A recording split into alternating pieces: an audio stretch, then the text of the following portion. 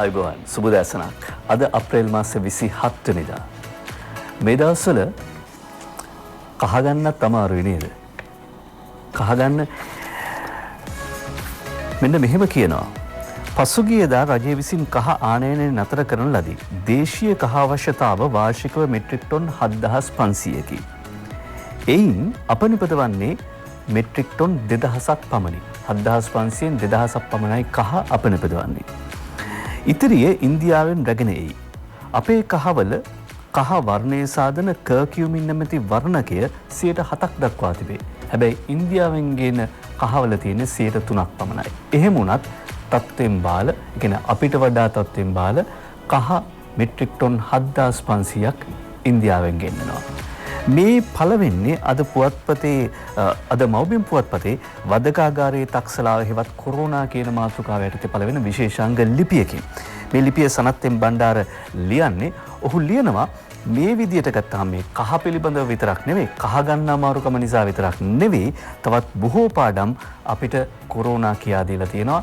ඒ නිසා මේ පාඩම් සියල්ල එක ලිපියකින් ලියන්න බෑ. කොරෝනා හඳුන්වන්න පුළුවන් එක අතකින් ගත්තාම වදකාගාරයේ තක්සලාව කියලා. මේ වදකාගාරයේ තක්සලාවෙන් අද දවසෙත් අපිට බොහෝ දේවල් ඉගෙන ගන්න ලැබෙයි. ඒ මොනවද කියලා දවස ආරම්භයේදී අපිට අනාවක කියන්න බෑ.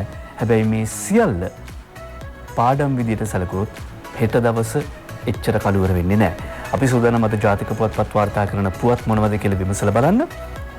ඒ අනුව ප්‍රසාද් මාතෙක් ඉන්නවා මාධ්‍යවේදී ප්‍රසාද් මංජු. අයිබන් ප්‍රසාද්. අයිබන්. ඔව් අපිට පුවත්පත්වල තියෙන පසුබිම් කතා ප්‍රසාද්ගෙන් දැනගන්න පුළුවන් වෙයි. සුපුරුදු පරිදිම අපිට වාර්තා කරන්න පුළුවන් අද මුළු රටටම ඇඳිරි නීතිය යන වග ත්‍රිවිධ හමුදාවල නිවාඩු අවලංගුයි. අද මව්බිම් පුවත්පත වාර්තා කරනවා ප්‍රධාන පුවත හැටියට. ඊයේ රාත්‍රියේ තමයි මේ නිවේදනය නිකුත් වන්නේ. එහෙම නැත්නම් දිවයිනේ දිස්ත්‍රික්ක 21කට අද දවසේදී ඇඳිරි නීතිය ලිහිල් කිරීමට නියමිතව තිබුණා. හැබැයි මේ තියෙන තත්ත්වය යටතේ මුළු රටටම අද දවසේදී ඇඳිරි නීතිය පැනවෙනවා. විශේෂයෙන්ම යුද හමුදා සමාජය ත්‍රිවිධ හමුදා සමාජිකයන් රාජ්‍යකාරී සඳහා නැවත කැඳවා ගැනීමේ අවශ්‍යතාව මත මේක සිද්ධ වෙන බව තමයි සඳහන් කරන්නේ. ඒ අනුව කොළඹ, ගම්පහ, කළුතර සහ පුත්තලම දිස්ත්‍රික්ක හැරෙන්නට ඉතිරි දිස්ත්‍රික්කවලට පනවා තිබෙන ඇඳිරි නීතිය හෙට උදෑසන 6ට ඉවත් වීමට නියමිතව තිබෙනවා. ඊට පස්සේ මැයි මාසයේ 4 වෙනිදා දක්වා අර කියපු දිස්ත්‍රික්ක 4 ඇඳිරි නීතිය බලපෑත්වෙනවා. දැන් හෙට ඇඳිරි නීතිය ඉවත් කෙරුණා වුණත් අත්‍යවශ්‍ය කාරණා මත සහ රාජකාරීමේ අවශ්‍යතාව මත රාජකාරීමේ කැඳවීම ලැබුණොත් විතරයි ඔබට යා හැකි. රාජකාරී කැඳවීම කොහොමද කරන්නේ කියලා පෞද්ගලික සහ රාජ්‍යාංශයේ සේවක ආයතන ප්‍රධානීන් ඔබව දැනුවත් කරાવી. එහෙම නැත්නම් අත්‍යවශ්‍ය කටයුතු. ඒ කියන්නේ ගෙදරට ඕනේ කරන බඩු ටික ගන්න සහ ඖෂධ මිලදී ගන්න විතරයි යා හැකි. ඒකත් ඔබේ ජාතික හැඳුනුම්පතේ අංකය අනුව. මේක ගොඩක් අයත් පටලවාගෙන තියෙනවා. කියන්නේ ජාතික හැඳුනුම්පතේ අවසානයේදී තියෙන අංකය අනුව, ඒ කියන්නේ 1 2 අංක 2 තියෙනවා නම් සඳුදා. 3 4 තියෙනවා නම් අඟහරුවාදා. ඒ විදිහට. දැන් උදාහරණයකට මගේ හැඳුනුම්පතේ අවසානයේ තියෙන 7 වී කියන නම් 7 ඉලක්කම තියෙන මට ඇඳිරි නීති ඉවත් කරන දිනවල අත්‍යවශ්‍ය කටයුතු සඳහා යා හැක්කේ බ්‍රහස්පතින්දා දවසේ පමණයි. බ්‍රහස්පතින්දා දවසේ පමණයි. මේ පිළිබඳව තවදුරටත් අපි කතා කරන්න පුළුවන් වෙයි. මොකද සාමාන්‍යයෙන් අර වීදුරු දොරක් අරින්න වහන්න, තල්ලු කරන්න, අදින්න කියලා තියෙද්දිත් අපි ඕක පටලවා ගන්න මිනිස්සු නිසා මේ අග අංකය හැඳුනුම්පතේ සලකලා ගෙදරින් එළියට යන්න කියන කාරණාව පොඩ්ඩක් පටලවා ගන්න ඉඩ තියෙනවා. කොහොම වුණත් අද මුළු රටටම බලපාන පරිදි ඇඳිරි නීතිය ක්‍රියාත්මක වෙනවා. ඇඳිරි නීතිය ක්‍රියාත්මක වීමේදී අද ඊපත්තර තමයි දිනුෂ අපිට බලන්න හම්බෙන්නේ. මොකද හේතුව තමයි ඊයේ රාත්‍රී 8 පමණ වෙනකම්ම පත්‍ර මුද්‍රණය කරන තමයි සැලසුම් කර තිබෙන සියලුම පුවත්පත් ආයතන. නමුත් මුළු රටම ඇඳිරි නීතිය පැනවපු නිසා ඒ පුවත්පත් නිර්මාණය කරන තමයි සියලුම පුවත්පත් ආයතන ඊයේ රාත්‍රී 8 පමණ වනට තීන්දුව කරේ. ඔව්. අපිට අරුණ පුවත්පතෙන් වාර්තා කරන්න පුළුවන් ලෝපුරා කොරෝනා ආසාදිතයන් කුපමණ ප්‍රමාණයක් වාර්තා වෙනවද කියලා. ලෝපුරා කොවිඩ් රෝගීන් 2946489 දෙනෙක් වාර්තා වෙනවා. මරණ 2,5928ක් පිටුව සැකසෙන විට වාර්තා වෙලා තිබුණා. ඊයේ දවසේදීත් වැඩිම මරණ වාර්තා වෙන ඇමරිකා එක්සත් ජනපදයෙන් සමස්ත මරණ සංඛ්‍යාව ගත්තහමත් වැඩිම මරණ සංඛ්‍යාව ඇමරිකා එක්සත් ජනපදයෙන් වාර්තා වෙනවා 54941ක්. හැබැයි එහෙම වුණත් ජෝර්ජියා වගේ ප්‍රාන්ත කිහිපයක් ඔවුන්ගේ සාමාන්‍ය කටයුතු සඳහා කටයුතු ආරම්භ කළා ප්‍රසාද්. ඊයේ මේ ස්පාඤ්ඤ මම හිතන්නේ දරුවන්ට පැයක් පමණ කාලයක් දුන්න එළියට යන්න. අපි දැක්කා මේ විදේශ මාධ්‍ය වාර්තා කරලා දරුවන් හරිම වේගේ දුවල ගිහිලා පොඩ්ඩක් ඔය පාක්වල ප්‍රවුමක් ගහනවා. හැබැයි පැයකට තමයි දුන්නේ සෞඛ්‍ය ආරක්ෂිත උපදෙස් 90. ඒ පිළිපදිමින් තමයි ඒ දේ දුන්නේ. නිසා මට ඔවුන්ට ඕන මේකෙන් ගැලවෙන්න ඉක්මනටම යම්කිසි ආකාරයක වෙනසක් අවශ්‍යයි. වගේ පෙරපාසල් පවත්වනත් ඔවුන්ගේ අවධානය යොමු වෙලා තියෙනවා. මම හිතන්නේ මැයි 4 මැයි 2 වගේ වෙනකොට පෙරපාසල් ආරම්භ කරන කටයුතු යොදලා තියෙන 500 ඔබගේ වගේ ජෝර්ජියා වගේ රටවල නව ශ්‍රීලංකාවත් බොහෝ විට මම හිතන්නේ මැයි 4 වගේ කාලයේදී පාසල් විවෘත කරන අවධානය යොමු වෙලා තියෙනවා. හැබැයි ඔවුන් කියනවා මේ සෞඛ්‍ය ආරක්ෂක උපදෙස් ඒ විදිහටම පිළිපැදීම අත්‍යවශ්‍යයි කියන කාරණය. ඔව්. කොවිඩ් ශ්‍රී ලංකාවේ තත්ත්වය කොහොමද කියලා ලංකාදීපේ නිපුටා දක්වන්න පුළුවන්. තහවුරු කරන ලද ආසාදිතයන් සංඛ්‍යාව 523යි, මරණ 7යි, සුවය ලැබූ සංඛ්‍යාව 120යි, රෝහල්ගතව ප්‍රතිකාර ලැබෙන සංඛ්‍යාව 368යි, සැකමත වෛද්‍ය අධීක්ෂණය යටතේ 273 දෙනෙක් ප්‍රතිකාර ලැබෙනවා. මේ ඉලක්කම් නෙමෙයි අපි කියන්නේ මේ මිනිස් ජීවිත පිළිබඳව. අද ලංකාදීපේ කියනවා කොරෝනා 523ට නැගී 120ක් සුව වී යති, මරණ 7යි. අපිට මේ පිළිබඳ වැඩි විස්තර යුද හමුදාපතිතුමා සම්බන්ධ කරගත්තයින් පස්සේ දැනගන්නට පුළුවන් වෙයි. අද අරුණ පුවත්පත කියනවා කොවිඩ් තර්ජනයට මුහුණ දෙන කොළඹ වතු ජනතාවට මහල් නිවාස 1600ක්. අපි පහුගිය දවසකත් වාර්තා කරා අරුණ පුවත්පතේ තිබුණා කොළඹ කෙසෙල්වත්ත ප්‍රදේශයේ පර්චස් 20ක පවුල් 63ක් ජීවත් වෙනවා කියලා. ඒ කියන්නේ ඔවුන්ට යටිතල පහසුකම් ඉතාම අවම මට්ටමක පවතින. ඒ නිසා ජනාධිපති ගෝඨාභය රාජපක්ෂ මහත්මිය උපදෙස් දීලා තිනවා දැනට නාගරික සංවර්ධන අධිකාරිය යටතේ ක්‍රියාත්මක වන වතු ජනාවාස මහල් නිවාස සංකීර්ණ වලින් වහාම මේ කොවිඩ් තර්ජනයට මුහුණ පාත් සිටින ජනතාව සඳහා මහල් නිවාස ඒකක 1600ක් නිදහස් කරනවා කියලා. කියන්නේ දැන් පසුගිය ආණ්ඩුව කාලයට කලින් මම හිතන්නේ ගෝඨාභය රාජපක්ෂ මහත්මයා ආරක්ෂක ලේකම් වෙලා ඉන්නකොට උගම කොළඹ අඩු පහසුකම් ජනාවාස හැදුවා. මහල් නිවාස නිර්මාණය කළා. දෙමට ගොඩ, පෑලිය ගොඩ අපි දැක්කා. නමුත් ඒ කාර්යය 2015න් පසුව යම්කිසි ආකාරයකට අකර්මණ්‍ය වුණා. ඒ නිසා නැවතත් වතු නිවාසවල ප්‍රශ්නයක් කොළඹ පැනලා විශේෂයෙන් පැල්පත් වාසීන් ඉන්නවා 35000ක් පමණ ඉන්නවා. දැන් ඔය සේදවත්ත ප්‍රදේශයේ පමණක්, ඒ ආවට ප්‍රදේශයේ පමණක්. ඒ උන්ගේ සංඛ්‍යාව දැන් වැඩි වෙලා තියෙනවා. ඒ නිසා මම හිතන්නේ ඒ ගැනත් අවධානය යොමු වීම ඉතාමත් වැදගත්. ඔව්. ඊයේ වන විට නාවික හමුදාවේ 95 දෙනෙකුට කොවිඩ් කියලා වාර්තා කරනවා අද අරුණ පුවත්පත. ඊළඟට අපිට පුළුවන් අවධානය යොමු කරන්න අරුණ පුවත්පතම කියනවා ත්‍රිවිධ හමුදාවම කඳවුරු වලට කැඳවයි නිවාඩු අවලංගු කරලා තිබෙනවා. සෞඛ්‍ය අමාත්‍යාංශය රතුකුරුසෙන් බොඩි බෑග් 1000ක් ඉල්ලයි කියලා වාර්තා කර සිටින්නෙත් අරුණ පුවත්පතමයි. මොකද බොඩි බෑග් ඒ කියන්නේ සාමාන්‍යයෙන් කොවිඩ් ආසාදනය වෙලා මිය යන පුද්ගලයන්ගේ දේහයන් ආදාහනය කිරීමේදී තමයි මේ බොඩි බෑග් එක යොදාගන්නේ. ඒ අනුව සෞඛ්‍ය අමාත්‍යාංශයට රතුකුරුස සංවිධානය කලින් ලබා දීපු පොරොන්දුව අනුව ඒ බොඩි බෑග් 1000 ඉල්ලා තිබෙනවා. මේක සමහරු දැන් කලබල වෙලා මම යම් ආකාරයක ප්‍රකාශනකුත් කරලා දැන් දේශපාලඥ විපක්ෂයේ ඒ කියන්නේ දැන්ට මේ දහසක් මරන්න සූදානම්ම නෙක. නමුත් ඒක පැහැදිලිව සඳහන් වෙනවා. මොකද ඒක රටවල් වලට දෙනවා. අතුරු සංවිධානය මේ අවස්ථාවේ රටේ තියෙන තත්ත්වයක් කරන ලෝක තත්ත්වයක් තමයි. ඒ නිසා ලංකාවේ එහෙම ඉල්ලලා මොකුත් නෙවෙයි. ඒ වගේම අපි දන්නවා දැන් ඇතම් රෝගීන් මේ අවස්ථාවේදී වාර්තා කරන කොරෝනා නෙවෙයි. නමුත් යම් කිසි ආකාරයකට සැකසහිත නම් ඔවුන්ටත් මම හිතන්නේ ආදානය කරගන්න වෙන්නේ අර ජාත්‍යන්තර නිරෝධායන නීතියේදී යටතේ.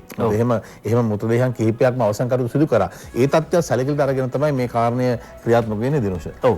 ඒ වගේම මව්බිම් පුවත්පත කියනවා වැලිසර නාවිකයන් 95කට කොරෝනා 27ක් නිවාඩු ගිය අය ආසාදිතයන් 550 කියලා වාර්තා කර සිටිනවා. ඊළඟට මව්බිම් පුවත්පත වාර්තා කරන තවත් කාරණයක් තමයි නාවික හමුදා නිලධාරියා මිය ගියේ මී උනෙන් ඒත් අවසන් කටයුතු නිරෝධාන නීති රීති වලට අනුව සිදු කරන බව මේ විදියට අභාව ප්‍රාප්ත වුණේ නාවික හමුදා මූලස්ථානයට අනුයුක්තව රාජකාරී කරන ලැබූ ගලෙන් බිඳුනුව ප්‍රදේශයේ පදිංචිකරුවෙකු වන 35 ඇති ලුතනන්ට් කමාන්ඩර් ස්වේච්ඡා බලකායේ දොඩම්බල ගෙදර සුනිල් බණ්ඩාර දොඩම්බල කියන නිලධාරියා ඔහු ඉකුත් අප්‍රේල් 18 වෙනිදා රෝගී තත්ත්වයක් හේතුවෙන් කොළඹ නාවික මහරෝහල වෙත ඇතුළත් කර තිබෙනවා. මේ රෝගියා ප්‍රතිකාර ලැබූ කාලය තුල වෛද්‍යවරුන් විසින් ඔහු පිළිබඳව සිදු කරන ලද පරීක්ෂණවලදී ඔහු මී උණ රෝගී තත්ත්වයෙන් පෙළෙන බව නිගමනය කර ඇති බව නාවික හමුදා මාධ්‍ය ප්‍රකාශකවරයා උපුටා දක්වමින් අද මව්බිම් පුවත්පත වාර්තා කර සිටිනවා. එතකොට නාවික හමුදා නිලධාරියා මිය ගියේ මී උණෙන් ඒත් අවසන් කටයුතු නිරෝධායන නීති රීති වලට අනුව සිදු කරා. ප්‍රසත් නිරෝධායන නීති රීතිවලට අනුව ආදාහනය අවසන් කටයුතු සිදු කළා වුණත් සමහරට නැවත වතාවක් Facebook වල මේවා ප්‍රචාරය වෙන්න පටන් ගන්නවා. මේ අවස්ථාවේ ඔහුගේ කියන්නේ මේ පවුලේ ඥාතීන්ට අපි විශේෂ රට වෙනුවෙන් විශේෂ ප්‍රණාමය පුද කරන්න ඕන. ඒ සඳහා කැමැත්ත ලබා දුන්නා. මොකද දැන් කොරෝනාවේදී මිය ගිය අයගේ ඇතැම් ඥාතීන් කැමැත්ත නොදුන්නා ආදාහනය කරන්න. නමුත් මේ අවස්ථාවේ රටේ පවතින තත්ත්වයන් ලෝක තත්ත්වය අනුව ඔවුන්ගේ නිහතමානීත්වයට මම හිතන්නේ ඔවුන් රට වෙනුවෙන් ඒ දුන්නු තීන්දුවට අපි රට වෙනුවෙන් ඔවුන්ට ප්‍රණාමය පුද කරන්න ඕන. මොකද ඔවුන්ගේ ළඟම ඥාතියගේ අවසන් කටයුතු ඔවුන් මේ නිරෝධායන වලට යටත්ව සිදු කරන්න ඉඩ දෙනවා. නමුත් මේ කොරෝනා වලින් මිය ගිය කෙනෙක් නෙවෙයි. අන්න ඒක විශේෂත්වය දිනුස. ඔව්. ඊළඟට අරුණ පුවත්පතද කියනවා පොලිසිය STF ඉවතට පාර්ලිමේන්තු ආරක්ෂාව යුද හමුදාව යටතට පත් කරලා තිබෙනවා. පොලිසිය සහ විශේෂ කාර්ය බලකායට මෙතෙක් පවරා තිබූ ශ්‍රී ලංකා පාර්ලිමේන්තුවේ ආරක්ෂක කටයුතු යුද හමුදාවට පැවරීමට තීරණය කර තිබෙන බව ආරක්ෂක ලේකම්වරයා පුටා දක්වමින් අරුණ පුවත්පත වාර්තා කරනවා. ඒ වගේම අද දිනමින පුවත්පත වාර්තා කරන තිබුණා මේ සයුරට විරාමයක් දී කොරෝනා මඩින් නාවික හමුදා රණවිරුවන් දිහා වපරහින් බලන්න එපා කියලා යුද හමුදාපති ලුතෙනන්ට් ජෙනරාල් ශවින්ද්‍ර සිල්වා මහත්මයා ඉල්ලීමක් කළා තිබුණා. අපිට දැන් පුළුවන් වැඩ බලන ඒකාබද්ධ මාණ්ඩලික ප්‍රධානී වගේම යුද හමුදාපති ලුතෙනන්ට් ජෙනරාල් ශවින්ද්‍ර සිල්වා මහත්මයා ලයිව් ව්‍යූ තාක්ෂණය ඔස්සේ සම්බන්ධ කරගන්න. ආයිබන් සුබෝදෑසනක් යුද හමුදාපතිතුමනි. සුබෝදෑසනක් ආයිබෝන්. ඔව්. අපිට දැනගන්න පුළුවන් දෙයක් කියන්නේ පුවත්පත් වාර්තා කරන විදිහට 63 දෙනෙක් ඊයේ දවසේදී වාර්තා වෙනවා ආසාදිතයන් විදිහට කොරෝනා රෝගීන්. මේ 63 දෙනා කොයි ආකාරයෙන්ද වාර්තා වෙන්නේ කියලා. ඔව් 63 දෙනෙක් ඔබ හරි වාර්තා වෙනවා. ඒ වාර්තා වෙන 63 දෙනාගෙන් 5 දෙනෙක් හමුවන්නේ මීට ප්‍රථම බණ්ඩාරනායක මාවතෙන් මීගමුවෙන් රැගෙන ගිය නිරෝධායන මධ්‍යස්ථානවල නිරෝධායන වෙන අයුන්. ඒත් එක්කම තවත් 5 දෙනෙකු නාවික හමුදාවේ ඒ විරුදාර රණවිරුවන් ඇසුරු කරපු ඒ අනුව පවුලේ දෙදෙනෙකු නාවික හමුදා නිලධාරීන්ගේ පවුලේ දෙදෙනෙකු ඒත් එක්ක විශ්‍රාම ගිහිපු නාවික හමුදා නිලධාරියෙක් වැලිසර කඳුරට පැමිණ ගොස් තිබුණු නිලධාරියෙක් ඒත් එක්ක ශ්‍රී ලංකා ගුවන් හමුදාවේ විරෝධාර රණවිරුවෙක් තවත් එක් පුද්ගලයෙක් මේ ආකාරයෙන්ම නාවික හමුදාව පුද්ගලයෙක් සමග ඇසුරු කරපු පුද්ගලයෙක්. ඊට අමතරව 53 දෙනෙක් හමුවන්නේ නාවික හමුදාවෙන්. නාවික හමුදාවේ වැලිසර කඳුර තුලින් 16 දෙනෙකුත් ඒත් එක්කම නාවික හමුදාවේ වැලිසර කඳුරේ රාජකාරී ගොස් නිමාඩු සිටින 37 දෙනෙකුත් ඇතුළු 53 දෙනෙක් ඇතුළු තමයි මේ ආකාරයෙන් 63 දෙනෙක් හැටියට සඳහන් වෙන්නේ. ඔව්. එතකොට මේ 63 දෙනාගෙන් නැවත සමාජයට මේ වෛරසය පැතිරීමේ ඉඩකඩ මේ වෙනකොට එහෙම නැත්නම් ඒ වැටකඩලු අහුරලාද තියෙන යුද හමුදාපත්තුමනි? ඔව් අනිවාර්යයෙන්ම අපි සාමාන්‍ය සමාජයේත් යම්කිසි පුද්ගලයෙක් ආසාදිනටපත් වුණාන් පස්සේ ඔබට අපි දැනුම් දුන්නා මීට ප්‍රථම කතා කරපු සෑම අවස්ථාවකදී අපි පැය 3ක් ඒ වගේම දිනයක් ඇතුළත කාලයක් සීමාවක් තුල අපිට හැකියාව තිබෙනවා කෙසේ හෝ ඒ ඔවුන් ඇසුරු කරපු අය සොයාගෙන ඔවුන්ව නිරෝධායන ලක් කිරීමට ශ්‍රී ලංකා නාවික හමුදාවේ ඒ ආකාරයෙන් කඳවුරෙන් පිටත සිට සොයාගත් සියලුම අයවලුන්ගේ පවුල්වල අයවලුන් මේ වන විට අපි නාවික හමුදාවේ තිබෙන නිරෝධායන මධ්‍යස්ථානයක් වෙත ඔවුන් යොමු කරලා තිබෙනවා. ඊට අමතරව ඔවුන් සමග ඇසුරු කරපු අනිකුත් පුද්ගලයන්ව ඒ ආකාරයෙන්ම ඔවුන්ට දැනුම් දීලා ඔවුන් මේ වන විටත් නිරෝධායනට ලක් කරලා තිබෙන්නේ. යුද හමුදාපතිතුමනි දැන් සමාජය තුළ යම්කිසි බියක් ඇති වෙනවා. දැන් කොරෝනා වාර්තා නොවුණු දිස්ත්‍රික්ක වලින් යම් ආකාරයකින් දැන් අනුරාධපුර හම්බන්තොට මොනරාගල වගේ පැතිවලින් යම් එක්කෙනා දෙන්නා වාර්තා වෙමින් පවතිනවා. මේක මේ සමාජගත වෙන්න පුළුවන්ද කියලා යම්කිසි බයක් ඇති වෙලා තියෙනවා. ඔබතුමා මොකද ඒ ගැන කියන්න පුළුවන්? ඔව් ඉතින් සාධාරණයි ඕනම මීට ඉස්සෙල්ලත් මේ පසුගිය මාසකට වැඩි කාලයකදී යම්කිසි පළාතකින් හමු වුණාම ඒ පළාතම වය වෙන තත්ත්වයක් තිබුණා. විශාල සංඛ්‍යාවක එක ප්‍රදේශයකින් හම්බුණා නම් අපි දැක්ක කොළඹ ගම්පහ කළුතර වගේ දිස්ත්‍රික්කයේ එකයි ආකාරයෙන් ඇඳරි නීතිය පවත්වුවේ. නමුත් ඒත් සමහර ප්‍රදේශවල තවදුරටත් කරගෙන ගියා වැඩ කටයුතු. ඉතින් මේ ආකාරයෙන් ඔබ කියන පළාත් වලින් ඔව් ශ්‍රී ලංකාව පුරා වීදි ඉන්නවා. ත්‍රිවිධ හමුදාව කියන්නේ මුළු රටේම නියෝජිතයක්. එක ප්‍රදේශයකින් පමණක් පැමිණෙන අයවලු නෙමේ. ඉතින් ඒකින්දා රට පුරා විහිදිලා තිබෙනවා. ඉතින් ඒ විහිදිලා තියෙන කණ්ඩායම් සමහරලාට එක දිස්ත්‍රික් එක නගරයකින් එක පුද්ගලයෙක් ඉන්නේ. ඉතින් ඒ පුද්ගලයා හිටියට ඒ පුද්ගලයා හිටපු පවුල අපි නිරෝධායන ලක් කරලා තියෙනවා නම් අසුරු කරපු කාර්ය නිරෝධායන ලක් කරලා තිබෙනවා නම් ඒ පළාතේ ඉන්න කට්ටිය යම් කිසි ආකාරයේ ප්‍රදේශයේ අපි නමක් දුන්නොත් මෙන්න මේ නගරයෙන් කියලා තේරුම් ගන්න ඕනේ අපි මෙතෙක් කල් කරා වගේ ශාරීරික දුරස්ථභාවයන් රැකගෙන ඉදිරි කාලෙදි ගත කරන්න ඒ අරුණම අනිසි විශාල බියක් ඇති කර ගැනීමට අවශ්‍ය නැහැ සමහරලා කට්ටිය එක දිස්ත්‍රික්කයක් හම්බුණා මේ දිස්ත්‍රික්කෙම කලබල වෙන තත්ත්වයක් තිබෙනවා මොකද මේ දිස්ත්‍රික්කෙන් කිසිම පුද්ගලයෙක් හම්බ වෙලා තිබ්බ නැති හින්දා නමුත් ඉතින් මේක තිබෙන්න පුළුවන් අද හෙට නෙමේ කොරෝනා වෛරසය ලංකාවේ පාලනය වුණත් යම් කිසි කාලයක් සීමාවකට සමහරට එක්කෙනෙක් දෙන්නෙක් යම් දිස්ත්‍රික්කවලින් හමු වෙන්න පුළුවන් ඒකයි ස්වභාවය මොකද ලෝකෙත් තිබෙන්නේ ඒ ආකාරයෙන් ඉතින් අපි හැකිතාක් දුරට මෙතෙක් කරපු ආකාරයට සැලසුම් සහගතව හැකි ඉක්මනින් මේ දේ රඳා පවත්වා ගැනීමට සහ අපි මේ දේ මෙතනින් ඉවත් කර ගැනීමට අපි කටයුතු කරනු ලබනවා. ඊළඟට දැන් අපි දන්නවා දැන් අද ත්‍රිවිධ හමුදාවේ නිමාඩු අවලංගු වෙලා තියෙනවා සීලොම දෙලා සේවයට වාර්තා කරන්න නැත්නම් ළඟම තියෙන කඳුරට වාර්තා කරන්න කියලා ඔබතුමාලා නිවේදනය කරන නිසා රටටම අද දවස පුරා ඉන්ද්‍ර නීතිය ක්‍රියාත්මකයි. මේ ක්‍රමවේදය කොහොමද ක්‍රියාත්මක වෙන්නේ? අද දවස පුරාවට පුළුවන් වේද සියලු දෙනාටම නැවත සේවයට පැමිණෙන්න? එහෙම වුණොත් හෙට යම් ආකාරයකින් ඉන්ද්‍ර නීතිය ලංකාව පුරා නැවත ක්‍රියාත්මක කරනවද? වුණ සියලු දෙනාටම පැමිණෙන්න නොහැකි වුණොත්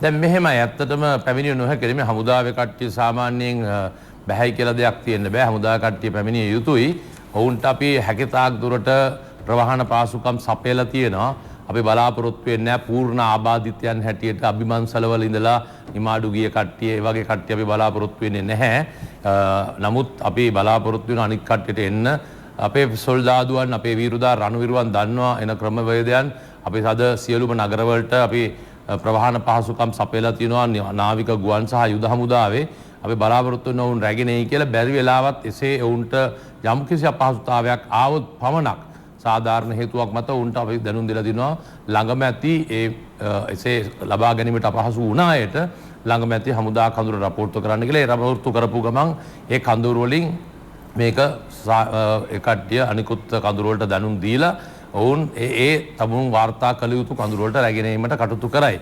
මේක අද ඊයේ වෙච්ච දෙයක් නෙමෙයි අපි හමුදාවලින් පසුගිය දින පුරාවට යම්කිසි ප්‍රවාහන පහසුකම් සපයලා තමයි අපි යැවීමට කටයුතු කරේ. එක්කෙනෙක් දෙන්නෙක් සාමාන්‍ය පොදු පහසුකම් භාවිතා කරන්නේ නැති සමහර ඇතුළත ගම්මාන වලට යද්දී නමුත් පොදුවේ පහසුකම් සපයලා තියෙන්නේ අද දිනේ කෙසේ හෝ රැගෙන ඒමට. ඔව් අවසන් වශයෙන් දැනගන්න කැමති යුද හමුදාපතිතුමනි දැන් කෙසෙල්වත් බේරුවල අකුරණ ආදී අනිකුත් ප්‍රදේශවල තත්ත්වය මේ වෙනකොට මර්ධනය වෙලා තියෙනවද කොයි වගේද කියලා ප්‍රගතිය?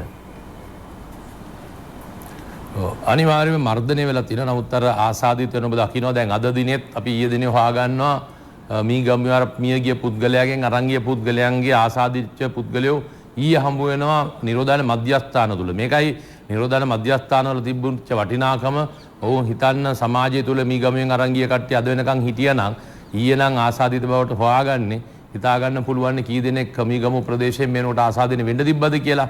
ඉතින් යම් කිසි සැලසුමකට අනුව තමයි මේ දේ කරගෙන ගියේ.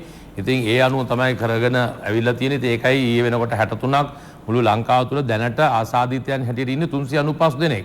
සමහරලාට මේ අපි කතා කරනවා දැන් ගෙදර ගිහිල්ලා මේ බොහොම හොඳට ඉන්න කට්ටියත් එකතු කර කතා කරනවා මම හිතන්නේ ඒකෙක් මේ අපි අයින් වෙන්න ඕනේ ඔබගේ මාධ්‍යනුත් ඉල්ලන්නේ අපි දැනට රටේ ආසාදිතයන් සංඛ්‍යාව අපි කතා කළ යුතුයි නැත්නම් මේ ගෙදර ගිහිල්ලා හොඳ වෙලා ගිය කට්ටිය ගැන කතා කිරීමේ අවශ්‍යතාවයක් නැහැ තව දුරටත් ඒ අනුව දැනට ශ්‍රී ලංකාව තුළ 395 දෙනෙක් පමණයි ආසාදිතයන් හැටියට ඉන්නේ. හොඳයි බොහොම ස්තුතියි යුද හමුදාපති ලුතුන් ජෙනරාල් ශවේන්ද්‍ර සිල්වා මහත්මයාට. මම ප්‍රසාද් ටික වෙලා බැලුවේ මේ එතුමා දිහා නිකන් බලන් හිටියාම බය හිතෙනවද කියලා. නෑ මම හිතුවේ එතුමා කිව්වද අපි දැන් යුද්ධය ජය ගන්න වෙලාවෙත් දිනුවිස අපිට තිබුණ මේ අභිමානය කියන දේ අපිට මේ විශ්වාසය කියන දේ ඉතා වැදගත්. මම කියන්නේ එතුමා කිව්වා නිතර අපි ගණන් හදන්න ඕන ගෙදර ගිය සංඛ්‍යාව අඩු කරලා. එතකොට අපිට එන්නේ පොඩි හැඟීමක්. නැත්නම් අපි ගන්න ඕන හැම ඉස්සෙම වැඩි වෙන ප්‍රමාණය එකතු කර ගන්නවා නම් මේ 120ක් ගෙදර යන්නේ සෞඛ්‍යාංශ ආරක්ෂකාංශ දැඩි වෙහසක් අරගෙන සුව කරලානේ. ඉතින් අපි ඒ ගැනත් කතා කරන්න ඕනේ. මම කියන්නේ අර අපි හදනකොට ගණන් බිම හදනකොට එහෙම කරා. ඒ වගේම දැන් කොරෝනා ව්‍යාපෘති කියලා ඇතැම් මාධ්‍ය තාමත් යන්නේ. දැන් මගේ පෞද්ගලික දෙයක් තමයි කොරෝනා ව්‍යාප්තිය දැන් යනවනේ. නමුත් කොරෝනා මේ පාලනය කොරෝනා වෛරසය ජය ගැනීමේ අභියෝගය කියලා තමයි අපි දැන් හැමදේම තීම් එක වෙනස් කරගන්න ඕනේ. සියලුම දෙනා. ඊයේ මම හිතන්නේ ඊයේ සඳහා මුල පෙරුණ සියලුම මාධ්‍ය ආයතන එකතු වෙලා ඊයේ ස්වාධීන රූපවාහිනියත් ඒ වැඩසටහන විකාශය කළා. අපි සූදානම් තවත් පුවත් තියෙනවා විරාමයකින් පස්සේ උදේ පත්තරෙන් ඔබ මුණ ගැහෙන්න. අපිට ඇවිත් තියෙන මේ ඇමරිකාවට ආපු જાතිය බරපතල වෛරස් එකක් නෙවෙයි කියලා සමාජ මාධ්‍යවල මතයක් පැතිරෙනවා. ඒකට පිළිතුරක් අද මව්බිම් පුවත්පත වාර්තා කරනවා COVID-19 වෛරසයේ මූලික ප්‍රභේද 3ක් අපට ආවේ ඇමරිකාවට ඇතුළුණු එකට සමාන එකක් කියලා ජයවර්ධනපුර විශ්වවිද්‍යාලයේ මහාචාර්ය හිරන් අමරසේකර මහත්මයාගේ ප්‍රකාශයක් උපුටා දක්වනවා. ඒ අනුව විශේෂයෙන්ම මේ පුවත අවධානයට ලක් කරන එක හොඳයි. මහාචාර්ය නිලීකා මලවිගේ සහ ආචාර්ය චන්දිම ජීවන්දර කියන මහතුරුන්ගේ ප්‍රධානත්වයෙන් මේ පිළිබඳව ලංකාවේ පර්යේෂණයක් සිදු කරලා තියෙනවා ජයවර්ධනපුර සරසවිය මගින්. ඒ අනුව ABC කියලා කාණ්ඩ 3ක් යටතේ හඳුනාගෙන මේ COVID-19 වෛරසයේ ශ්‍රී ලංකාවට ආසාදනය වෙලා තියෙන්නේ ඇමරිකාවට පැතිරිච්ච වෛරසයම තමයි කියලා සඳහන් වෙනවා. මේ වෛරසයේ ප්‍රධාන වශයෙන් RNA කියලා අණුවක් තියෙනවා. මේ ඔස්සේ වෛරසයේ මීළඟ පරම්පරාවට සම්ප්‍රේක්ෂණය වෙන ලක්ෂණ තියෙනවා. අපට මුල්වරම හැකි වුණා වෛරසයක ජාන ඔස්සේ එම වෛරසය ක්‍රමාලේඛනය කරගන්න. ඒ අණුව තමයි මහාචාර්ය හිරන් අමරසේකර මහත්මයා කියන්නේ ඇතැම් පිරිස් මේ පරීක්ෂණයෙන් පසුව ඇමරිකාවේ මරණවලට සාපේක්ෂව ශ්‍රී ලංකාවේ මරණ වාර්තා නොවන බැවින් දිරට පවතින වෛරසයේ එකම ප්‍රභේදය නොවන බවට මතපල කරන නමුත් වෛරසයේ ප්‍රචණ්ඩත්වය අනුව ප්‍රභේදයන් දෙකම එක සමාන බව නිශ්චය කර ගැනීමට හැකි වූ බව ජයවර්ධනපුර සරසවිය කරපු මේ පරීක්ෂණය මගින් තහවුරු වෙලා තිබෙනවා. එනෝ මහාචාර්ය හිරන් අමරසේකර මහත්මයා කියන්නේ අපටත් මේ ඇවිත් තියෙන්නේ ඇමරිකාවේ ව්‍යාප්ත වෙන වෛරසයට ඒ ප්‍රභේදයේම වෛරසයක් බව. මම හිතන්නේ දැන් අපිට පුළුවන් සෞඛ්‍ය සේවා අධ්‍යක්ෂ ජෙනරාල් විශේෂඥ වෛද්‍ය අනිල් ජාසිංහ මහත්මයාව සම්බන්ධ කරගන්න ඒ සඳහා අපි කටයුතු සැලසුම් කරමින් සිටින්නේ. මම මේ දින ශරක අපේ ඩෙන්ගු මර්ධන ඒ කියන්නේ අංශෙන් තමයි පරීක්ෂණන් තමයි හොයාගත්තේ. ඒක විතර වැදගත්. දැන් මෙතෙන්දි කාරණයක් මතුවෙනවා. මොකද දැන් ඇතමුන් කියනවනේ දැන් ශ්‍රී ලංකාවේ දැන් මේක පාලනය කිරීම මම හිතන්නේ තමයි වැදගත් වෙන්නේ. අපි ගන්න පියවර. මොකද අපිට දැන් එන්නතක් සමහර විට මේක ලෝකයෙන් සොයාගත්තොත් අපි ප්‍රභේදය හඳුනාගෙන තියෙනවා. ප්‍රභේදය අනුව අපි පරීක්ෂණ කරලා අපි ඉදිරියට ගිහිලා තියෙනවා. ඒ පරීක්ෂණාංශය ඉතාමත් වැදගත්. ඉතින් සමහරු කියනවා මම දැන් ඇතම් මේ දේශපාලඥයෝ කියනවා මේ ශ්‍රී ලංකාවේ මේ උෂ්ණත්වය වැඩි ආණ්ඩුවේ වැඩක් නිසා නෙවෙයි කොරෝනා පාලනය වෙන්නේ හුඟක් රස්නේ නිසා. මොකද ඒ වගේ දේවල් වලට ලඟු වෙන්නේ නරකයි. මොකද අපි යමක් කරනවා නම් සෞඛ්‍ය අංශ රජය ඒ සඳහා උන් උපරිම දායකත්වය ලබා දෙනවා. අපි ඒකට සැලකිලිමත් වෙන්න ඕන. අර වගේ පටු දේවල් හිතන්න නරකයි. මම දන්නේ මේ ඩෙන්ගු පරීක්ෂණ ආයතනය තමයි මුල්ම ඔබට මතකද දිනෝෂ මේ චීන කාන්තාවගේ තත්ත්වයක් සොයාගත්තේ ඒ කොරෝනා ආසාදිතෙක් කියලා ශ්‍රී ජයපුර විශ්වවිද්‍යාලයේ ඩෙන්ගු මර්ධන ඒ අංශේ පරීක්ෂණ අංශය. ඔව් මොකද එතන තියෙන PCR යන්ත්‍රයක් තියෙනවා. ඕන් තමයි ඒ කියන්නේ පැය 24 වුන් අඛණ්ඩ සේවයක් කරනවා මේ මොහොතේදී. මේක අවස්ථාවක් කරගන්න ඒ පර්යේෂණ කණ්ඩායම් වලට සහ ඒ තාක්ෂණ ශිල්පීන්ට අපේ කෘතවේදීත්වය පළ කරනවා. ඒ වගේම මේ සෞඛ්‍ය අංශ වල විශේෂම ගබඩා අංශේ උන් මම හිතන්නේ මේ තත්ත්වයේ මතත් කොළඹට ඇවිල්ලා උන් බඩු බෙදෙන ලංකාව පුරා වුණුත් අගය යනවා. මොකද මට පිරිසක් මේ ගබඩා වල ඉන්න අය ගැන විශේෂයෙන්ම ෆාමසි වල ඉන්න අය ගැන සෞඛ්‍ය අංශයට කතා කරන්න ඕන කියලා. අපි වුන්ටත් මේ අවස්ථාවේදී රට වෙනුවෙන් ප්‍රණාමය පුද කරනවා. මව්බිම් පුවත්පත වාර්තා කරන පොලිසිය 7ක් සමග ඇඹිලිපිටිය ප්‍රධාන මහේස්ත්‍රාත්වරය නිරෝධායනයට සැමියා වැලිසර නාවික නිලධාරියෙක් නිසයි ඒක එහෙම තීරණයක් ගන්න සිද්ධ වෙලා තියෙන්නේ. ඊළඟට මව්බිම කියනවා කොරෝනා ආසාදිතව ඩුබායිහි සිටි ශ්‍රී ලාංකිකයා මියයයි කියන සංවේගදායී පුවත වාර්තා කරනවා. හැඳුනුම්පත් ක්‍රමය ලෙඩේ වැඩි කරන වැඩක් කියලා රජයේ වෛද්‍ය නිලධාරීන්ගේ සංගමය කියා සිටිනවා. මොකද හැඳුනුම්පත අනුව එළියට යන්න අවස්ථාව දුන්නොත් නැවත වතාවක් බඩු ගන්න එහෙම නැත්නම් බෙහෙත් ගන්න කියලා එළියට ගියොත් මේ අවසරය පාවිච්චි කළා ගෙදරට වෛරසය අරගෙන එන්න තියෙන අවස්ථාව වැඩි කරනව නිසා මේක හැඳුනුම්පත් ක්‍රමයේ ලෙඩේ වැඩි කරන වැඩක් කියලායි රජයේ වෛද්‍ය නිලධාරීන්ගේ ඒක දැන් මොකද දැන් අපි හැඳුනුම්පත අරගෙන දැන් මේක පොලිසිය පරීක්ෂා කරන්නත් ඕන අංක හොයන්නත් ඕන. එතකොට ඒකට යම්කිසි කාලයක් යනවා. දැන් අංක හොයන්න ගියාම අතින් මේක ස්පර්ශ වෙනවා. එතන යම්කිසි ආකාරයක ප්‍රශ්න එන්න පුළුවන්. ඒ නිසා මේ රජය කියන්නේ ළඟම තියෙන වෙළඳසැල සහ ගෙදර ළඟම තියෙන ෆාමසියට යන්න අත්‍යවශ්‍යම කාරණයකට පමණයි කියන කාරණේ තමයි මේක නිකුත් කරන්න. නැතුව අර ඕනෝට ඇවිදින්න ටිකක් රවුමක් ගහලා ඉන්න ඕනේ එහෙම හිතනවා නම් එපා. අත්‍යවශ්‍යම කාරණේට උනත් ළඟම තියෙන තැනට. ඔව් ළඟම තියෙන තැනට උනත් අත්‍යවශ්‍යකම කාරණේට උනත් මෙහෙමද යන්න ඕනේ කියලා බලන්න දිනමින පුවත්පත ඡායාරූපයක් ගේනවා මීටරයද මේ කියලා. මෙන්න සෞඛ්‍ය උපදෙස් මේ උදේ හැන්දෑවේ අපි මේ දේවල් අහද්දිත් අපි හැසිරෙන්න ගියාම මෙහෙමයි. අපි හිතනවා සමාජලාවට ඉක්මනට ගෙදර යන්න පුළුවන්නේ පොලිමේ ඉක්මනට ඒ කියන්නේ ළඟින් හිටියොත් කියලා. නෑ. පොලිමේ 10 දෙනාද ඉන්නේ දුර වැඩි කරගත්තා කියලා යන කාලය වෙනස් වෙන්නේ නෑ. ඒක හිතන්න වෙනවා. පෙරහැරක් වගේ එකම. පෙරහැරක් වගේ. අනිත් එක තමයි අපි මේ අපි හිතනවා ඉක්මනින් ගෙදර යන එක ඉක්මනින් බඩු ටික ගන්න එක තමයි මූලික කියලා. ඊට වඩා ලෙඩේ නොහැදි බේරෙන එක නේද වටින්නේ. ජීවිතේ බේරගන්න එක. අද දිනමින පොත්පත කියනවා මැනින් වෙළඳපොළ වැසුවත් එළවලු තොග හුවමාරුවට ආර්ථික මධ්‍යස්ථාන 6ක් විවෘතයි කියලා අමාත්‍ය ආචාර්ය බන්දුල ගුණවර්ධන මහත්මයා කරන ප්‍රකාශය. මෙතෙන්දි විශේෂයෙන් මතක් කරනවා මේ ආර්ථික මධ්‍යස්ථාන සංකල්පය පාරිභෝගික ඇමතිවරයා විදිහට ඉන්න කාලේ ආචාර්ය බන්දුල ගුණවර්ධන ඇමතිවරයාගේ යෝජනාවක්. දැන් මේ යෝජනාව දිවෙන පුර ඒ බලාපොරොත්තු වෙච්ච විදිහට ක්‍රියාත්මක කරන්න උනා නම් අද බොහෝ විට මේ අපේ දෛනික අවශ්‍යතාවලට ඕන කරන බඩු භාණ්ඩ ප්‍රවාහනය කිරීමේ එහෙම නැත්නම් ඒ ලබා දීමේ කටයුතු යාන්ත්‍රණය යහපත් වෙන්න තිබුණා මීට වඩා. ඊළඟට දිනමින පුවත්පත වාර්තා කරනවා රුපියල් 5000 දීමනාව දෙන කමිටුවට විපක්ෂයේ අය නැහැ කියලා එක්සත් ජාතික පක්ෂයේ හිටපු පාර්ලිමේන්තු මන්ත්‍රී අජිත් පී කියයි කියලා වාර්තා කරනවා. ඒකට පිළිතුරු දෙනවා හිටපු රාජ්‍ය අමාත්‍ය මහින්දානන්ද අලුත්ගමගේ මහත්මයා නෑ රුපියල් 5000 දීමනාවට ඒ වැඩපිළිවෙලට විපක්ෂයේ අයත් එක්ුණා මේ වැඩපිළිවෙල දේශපාලනීකරණය කරන්න එපා කියලා ඔහු ඉල්ලීමක් කරනවා. ඔය එතෙන්දී මේ විපක්ෂයට පුළුවන් මේ දැන් යම්සි ආකාරයෙන් අඩුපාඩුවක් වෙනවා නම් ඒ නාම ලේඛන ග්‍රාම සේවකට ලබා දෙන්න පුළුවන්. හිටපු පාර්ලිමේන්තු මන්ත්‍රීවරුන්ට මම හිතනවා කමිටුවේ හිටියත් නැතත් මට හුඟ දෙනෙක් ඉන්නවා. ඒ නිසා දේශපාලන වාසි ලබාගෙන ප්‍රකාශ කරන්න නරකයි. නොහිටියොත් උන්ට පුළුවන් ග්‍රාම සේවක හම්බෙන්න. දැන් දිනෝස හිටපු පාර්ලිමේන්තු මන්ත්‍රීවරුන්ට බැරිද ග්‍රාම සේවක හම්බෙන්න? ඇවිල්ලා කැඳවලා ලයිස්තු හරිද සියලු දෙනා ඉන්නද කියලා හොයන්න පුළුවන් නේ. ඔව්. මතනේ සමහර ඒ රැස්වීම් වලට සමහර විපක්ෂ මන්ත්‍රීවරු ඇවිල්ලත් නැහැ. එහෙමත් ප්‍රකාශයක් වුණා. ඔව්. විශේෂයෙන්ම ප්‍රාදේශීය සභා මන්ත්‍රීවරුන් ඒ කියන්නේ ඒ කොට්ටාස නියෝජනය කරන සියලුම දේශපාලනඥයන් දේශපාලනඥයන් පක්ෂ භේදයකින් තොරව මේ කමිටුවේ ඉන්නවා. මම දැක්කා මේ Facebook සටහනක් තියෙනවා මිලින්ද රාජපක්ෂ ඔහු කොළඹ නගර සභාවේ නාගරික මන්ත්‍රීවරයෙක් විදිහට කටයුතු කරනවා. ඔහු කියනවා ඔහුගේ කමිටුවල පක්ෂ විපක්ෂ සියලුම දේශපාලනඥයන් හිටියා. ඒ අනුව මේ යාන්ත්‍රණයෙන් තමයි කරන්නේ. ඊළඟට අද ලංකාදීපේදී ප්‍රකාශයක් තියෙනවා කොරෝනා උඩුදිව්වේ සියල්ල ප්‍රමාද වී පටන් ගත් නිසායි කියලා හිටපු ඇමතිනි තලතා අතුකොරල කරන ප්‍රකාශය මේ සිකුරාදාෙන් පස්සේ තමයි මේ සද්දේ එන්න පටන් ගන්නෙ. ඔව් ඒක තමයි. ඒක තමයි. වැඩි වුණාට පස්සේ යම්කිසි ආසාවේ වැඩි වෙනකොට තමයි මේ මෙහෙම කියන්නේ. අඩු වෙනකොට කියනවා මේ ඉරපායන නිසා ලංකාවට රස්නේනේ ආණ්ඩුවරයක්නේ ඉරපායන නිසා මේ කොරෝනා අඩුයි. වැඩි වෙනකොට කියනවා ඔන්න ආණ්ඩුව ප්‍රමාදයි. මනාපත් තියෙනවනේ ඉස්සරහට පරණ පාර්ලිමේන්තුව කැඳවන්නේ ව්‍යවස්ථාමය බලයක් ජනාධිපතිවරයාට නැති බව ලංකාදීපය උපුටා දක්වනවා. ත්‍රිනිකායික මහසංගරුව හමුවේ ජනපති කියයි ත්‍රිනිකායික මහසංගරුවන හමුවේ ජනාධිපතිවරයා කරපු ප්‍රකාශය.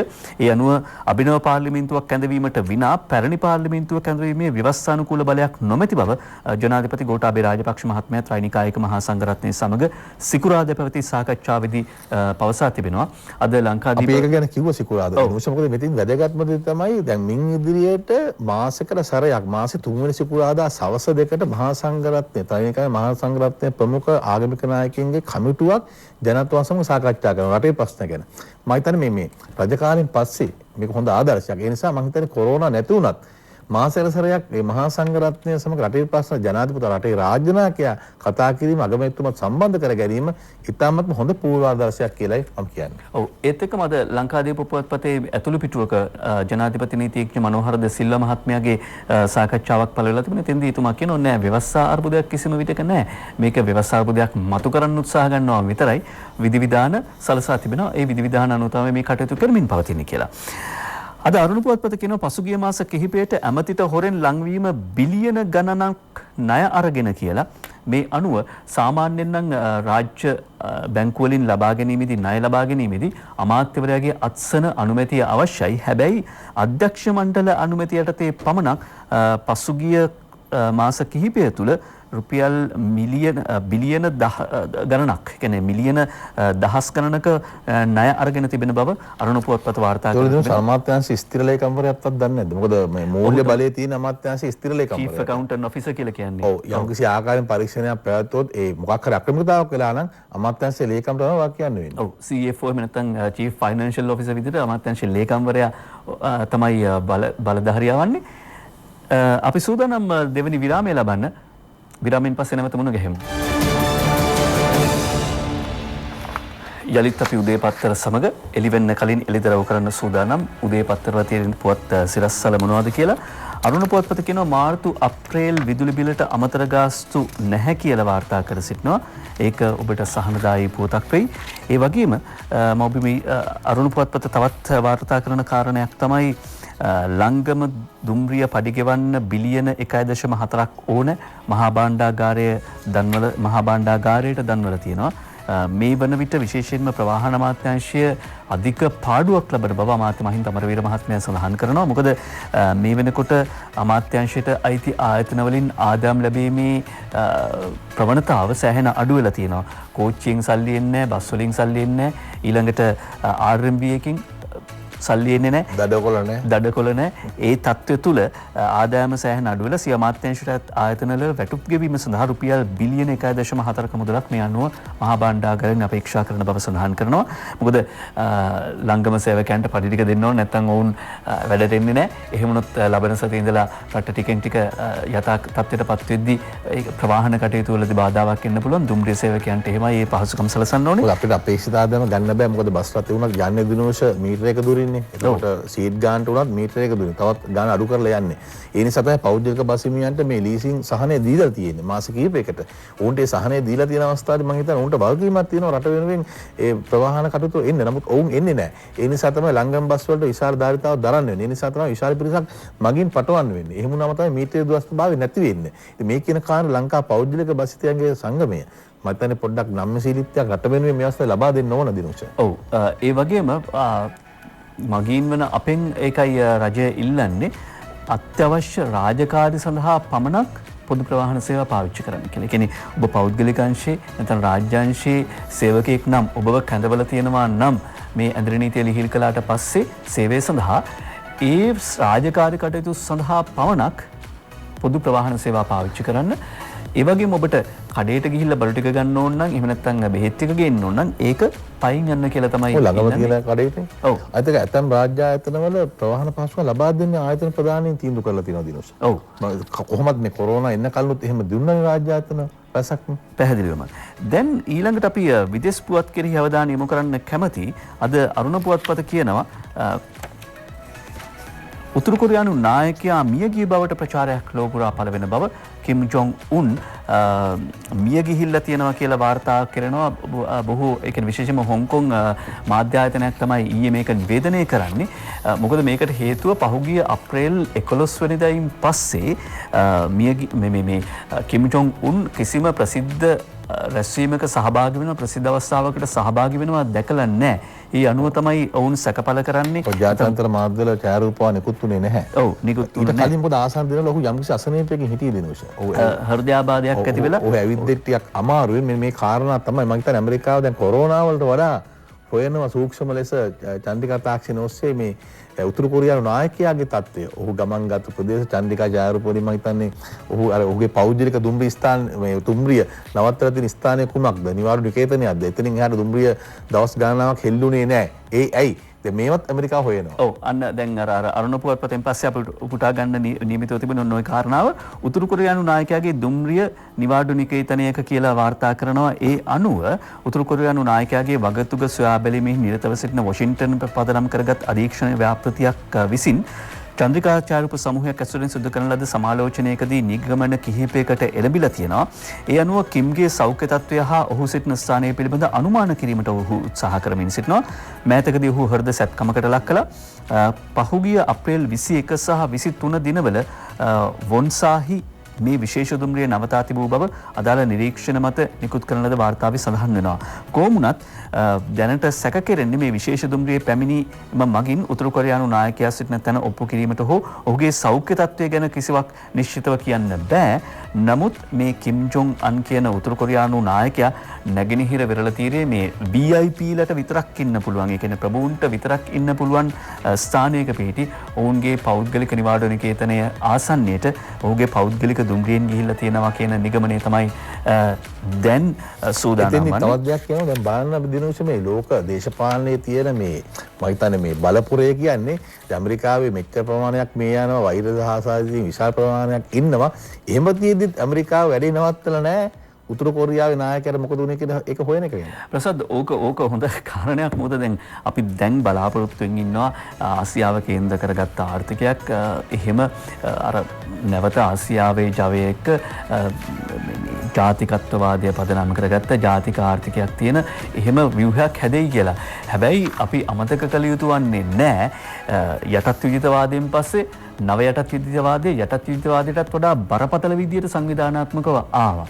ඊට පස්සේ දෙවන ලෝක යුද්ධයෙන් පස්සේ ඔවුන් ඊටත් වඩා සංවිධානාත්මක විදියට එක්සත් ජාතීන්ගේ සංවිධානයේ ජාත්‍යන්තර මූල්‍ය අරමුදල හරහා විවිධ ණය දෙන සංවිධාන හරහා මේ අපි වගේ රටවල් වල ග්‍රහණය කරගන්න උත්සාහ කරත. ඒ නිසා මේ පසුබෑමම් පස්සෙත් ඔවුන් බෙලහීන වෙයි එහෙම නැත්නම් ඔවුන් දුර්වල වෙයි කියලා හිතන්න බෑ. ඔවුන් විශේෂයෙන්ම මේ තොරතුරු තාක්ෂණය මේ සයිබර් තාක්ෂණය ඉන්ෆෝමේෂන් ටෙක්නොලොජි මේ සියල්ල හරහා තවම බටහිර ලෝකයේ බලය අත්පත් කරගෙන ඉන්නවා. ඒ නිසා මේක ලේසි වෙන්නේ නැහැ. හැබැයි විශේෂයෙන්ම චීනය, ජපානය, ඉන්දියාව මේ ආදී ආසියානු කලාපයේ කේන්ද්‍ර කරගත්ත ආර්ථික නැගිටීමක් පිළිබඳව සහ විශේෂයෙන් මේ කලාපයේ තියෙන සම්පත් නිසා ඉදිරියේදී ආර්ථිකයේ නාභිය මේ ආසියානු කලාපයේ වෙන්න පුළුවන්. ඒක පාවිච්චි කරන එක තමයි අපේ වගකීම. ඔව් මොකද ඔවුන් බැලුවද මැද පෙරදිග තෙල් සම්පත පැත්ත. නමුත් ඒකත් ඔවුන් දැක්කා මේ අවස්ථාවේ අපි සමග සම්බන්ධ වෙනවා මම කියන්නේ වැදගත්ම පුද්ගලෙක් මේ අවස්ථාවේ රටේ. ඔව් සෞඛ්‍ය සේවා අධ්‍යක්ෂ ජෙනරාල් විශේෂඥ වෛද්‍ය අනිල් ජාසිංහ මහත්මයාව සම්බන්ධ කරගන්නවා. සුබෝදෑසනක් අයිබෝන් විශේෂඥ වෛද්‍යතුමනි සම්බන්ධ කරගන්නකොට ඇහෙන්න. ඔව් අපි සූදානම් සිට මේ සම්බන්ධතාව ගොඩනගා ගන්න ඔබ දන්නවා මේ මොහොත වන විට විශේෂඥ වෛද්‍ය අනිල් ජාසිංහ මහත්මයා ඊටාම කාර්යබහුලයි. ඒ වගේම උදාමතාවතුළු ජෙනරාල් චන්ද්‍රාල ශෛලේන්ද්‍ර සිල්වා මහත්මයා ඊටාම කාර්යබහුලයි. මතන්නේ මේ පත්තරේ වැඩසටහන යනවා. ඔව් ආයතන කිහිපයකම. සුබෝදෑසනක් අයිබෝන් විශේෂඥ වෛද්‍යතුමනි. අපි ස්වාධීන රූපවාහිනී උදේ පත්තර වැඩසටහන සඳහායි සෞඛ්‍ය සේවා අධ්‍යක්ෂ ජෙනරාල් විශේෂඥ වෛද්‍ය අනිල් ජාසිංහ මහත්මයා සමග මේ දුර ලයිව් වීම තාක්ෂණය ඔස්සේ සම්බන්ධතාව ගොඩනගා ගැනීමට උත්සාහ කරමින් සිටිනේ. හොඳයි. අපි නැවත දවසකට උත්සාහ ගනිමු. සම්බන්ධතාව ගොඩනගා ගන්න උත්සාහ කරනවා. කොහොමවත් මේ සම්බන්ධතාව ගොඩනගා ගැනීම සඳහා කැපවෙන සියලු දෙනාටත් අපි ස්තුතිය පළ කරන්න ඕනේ. කාලය උදා වෙලා තියෙනවා. ප්‍රසාද් ICC රැස්වීමක් තියෙනවා තීරණ රැසක් ගන්න නිමිතයි. ඔවුන් කියන්නේ කොහොම හරි මේ T20 ලෝක කුසල ක්‍රිකට් තරඟාවලිය පවත්වන්න තමයි දැන්ට ඔවුන්ගේ අදහස. මොන බාධකාවක් ඔවුන් යෝජනා කරනවා. මොකද ක්‍රිකට් ක්‍රීඩාව ජනතාවත් එක්කම යන්න ඕන එකක්. නමුත් ක්‍රිකට් ක්‍රීඩාව එහෙම කල් දැම්මොත් ඒක ලොකු ප්‍රශ්නයක් ක්‍රිකට් ක්‍රීඩාව පවත්වාගෙන යන්න. ඒ නිසා කියන්නේ ප්‍රේක්ෂකයින් නැතුව පුළුවන් ක්‍රීඩාංගන ක්‍රිකට් තරඟ පවත්වන්න. මොකද මීටරේ දුරස්ථභාවය කියන කාරණේ මම හිතන්නේ ක්‍රිකට් ක්‍රීඩාවේදී ඒතරම් බලපාන්නේ නැහැ. ඒ කාරණේත් එක. ඒ වගේම වුන් අලුත් යෝජනාවක් ගේනවා දැන් කේටය කෙල ගන්න නැතුව පන්දු උපදාන්න නැතුව සෞඛ්‍ය ආරක්ෂිතව ක්‍රීඩා කරන්න කියලා. ඔව් හොඳයි. දැන් අපිට පුළුවන් සෞඛ්‍ය සේවා අධ්‍යක්ෂ ජෙනරාල් විශේෂඥ වෛද්‍ය අනිල් ජාසිංහ මහත්මයාව ලයිව් වීම තාක්ෂණයේ සම්බන්ධ කරගන්න. ආයිබෝන් සුබෝදෑසනක් ඔබතුමාට. මට ඇහෙන්නේ නැහැ හරියට. ඔව් අපි සම්බන්ධතාව ගොඩනගා ගන්න උත්සාහ ගන්නේ. හොඳයි. අපි එහෙමනම් මේ ඔබ දන්නවා මේ ඊටාම අවම සම්පත් මත තමයි මේ මොහොතේදී කටයුතු කරන්න සිද්ධ වෙලා තියෙන්නේ. ඒ සම්බන්ධතාවන් අපි නැවත ගොඩනගා ගන්න බලාපොරොත්තු වෙනවා. අද සඳුදා දවස අපි හෙට දවසේදී එතුමාව දුරකථනයෙන් සම්බන්ධ කරගන්න උත්සාහ කරනවා. ලයිව් තාක්ෂණයේ සම්බන්ධ කරගන්න උත්සාහ කරනවා. කොහොමුණත් උදේ පත්තර වැඩසටහනින් සමුගන්න කාලය හරි අපි නැවත හෙට දවසේදී මුණ ගැහෙමු. කොහෙවත් යන්න එපා. ගෙදර ඉන්න ඔබට නිරෝගී සුවය ලැබේ. ආයුබෝවන්.